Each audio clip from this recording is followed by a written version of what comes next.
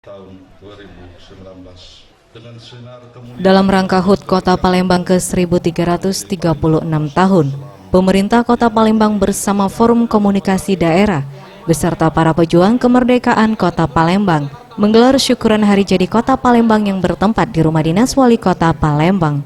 Harno Joyo menjelaskan, peringatan Hari Jadi Kota Palembang sebagai sarana menakar prestasi. Dirinya mengajak untuk bersyukur atas prestasi yang berhasil ditorehkan.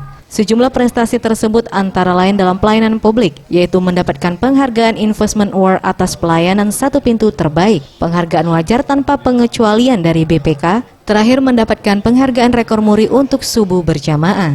Dirinya pun mengatakan, pemerintah tidak dapat bekerja sendirian untuk menuju cita-cita, melainkan dukungan dan peran serta masyarakat yang terus bergandengan tangan untuk bersama-sama menyatukan tekad mewujudkan Palembang Emas Darussalam tahun 2023. Sudah banyak event-event internasional dilaksanakan sukses di Palembang. SEA Games 2011, kemudian Asian Games, Islamic Surete Games, mahasiswa Games, kemudian pernah melaksanakan MTQ tingkat internasional, khususnya teman-teman FKPD, suasana kekeluargaan.